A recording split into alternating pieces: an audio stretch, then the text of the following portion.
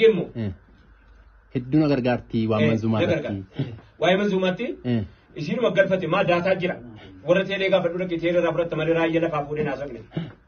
Raayyaa lafaa fuudhee naasofne. Dhimma harargee irratti harargeen maannaa gootee akka an waa fayyadamu galeef.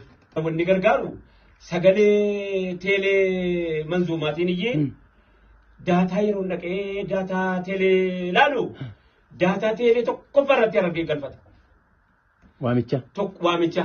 Lammaffaa irratti waan isin dhiqu isinitti himu lammaffaa irratti finne. Daataa sadaffaa arsiitu jira.